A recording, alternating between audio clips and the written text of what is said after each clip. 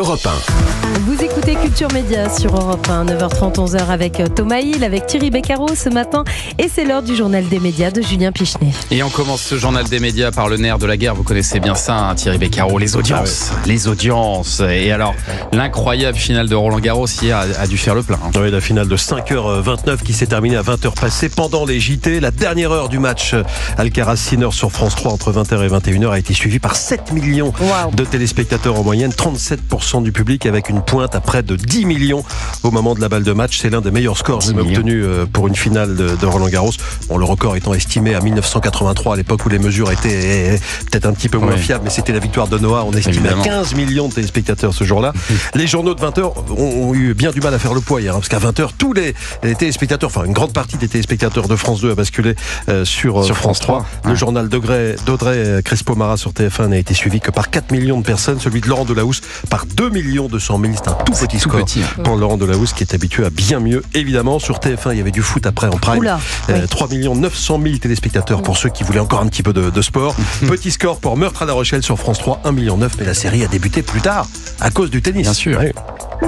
Europe 1, le journal des médias. On reste focus sur les audiences et plus particulièrement celles des chaînes qui ont changé de numéro vendredi sur la TNT. Ouais, ce sont surtout les chaînes info qui nous intéressent. L'ordre reste le même, hein. Idem pour les scores.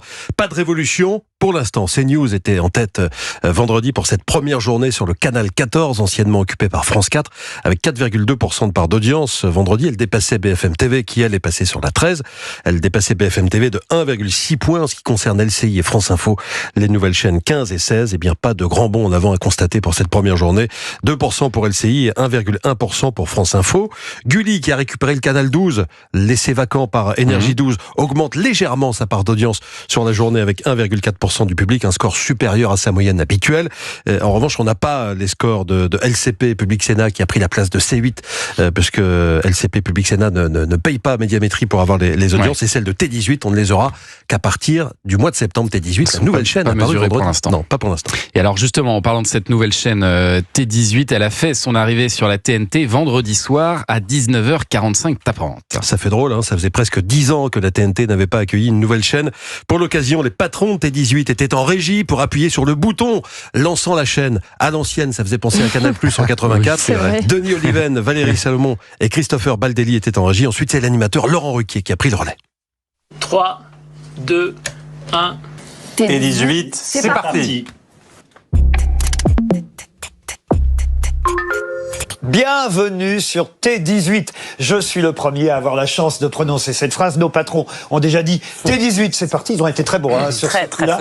Je vais vous offrir cette chance à vous aussi, Ava Jamchidi et vous, Mathieu Croissando, de dire bienvenue à nos téléspectateurs. Bienvenue à nos téléspectateurs. Bienvenue sur T18. Laurent Ruquier qui a également annoncé l'arrivée de l'animatrice et journaliste gastronomique Julie Andrieux. Elle est installée à Rome. Elle présentera à partir de septembre un magazine consacré à l'Italie sur sa culture, sa gastronomie et ses traditions. Il y a 2 numéros qui sont déjà en boîte. Et puis Olivier Mine en a lui fini avec France Télévisions après 36 ans de bons et loyaux services. Parce que l'animateur a enregistré en fin de semaine dernière les derniers numéros de son émission Tout le monde a son mot à dire. Il avait déjà fait ses adieux à Fort Boyard quelques jours auparavant. Tous les numéros qui vont être diffusés cet été ont eux aussi déjà été enregistrés de Fort Boyard. Olivier Mine sera donc encore à l'antenne ces prochaines semaines, le temps que tout cela soit diffusé. Mais il en a terminé donc avec France Télévisions. Il a terminé le job. Il a confié à nos confrères de TV Magazine être dans un état d'esprit joyeux et en même temps très ému. On rappelle qu'Olivier Mine va quitter France 2 pour rejoindre M6 à la rentrée. On ne sait pas encore ce qu'il va faire d'ailleurs sur M6. On suivra ça de près. Merci Julien pour ce journal des médias. Un grand merci aussi à Thierry Beccaro d'être venu nous voir ce matin. C'était un bonheur comme d'habitude. Toujours un plaisir de vous recevoir et vous reviendrez pour votre prochaine pièce parce qu'il y a une nouvelle pièce déjà en préparation. Oui, je vais partir en tournée après L'amour à la menthe avec Tonia Kissinger. Ah, bien sûr. Voilà, et Sylvain Bocara pour une pièce. Moi, je suis toujours très très sensible au titre. Après L'amour à la menthe, ça s'appellera Le goût du bonheur. Le goût du bonheur, ça vous ressemble bien. Merci Thierry d'être venu ce matin. Merci de m'accueillir. Et Culture Média, Thomas, il continue sur Europe 1 après les infos de 10h. Oui, dans un instant, on sera avec le réalisateur et romancier Patrice Lecomte pour son nouveau livre qui devrait vous plaire. À tout de suite.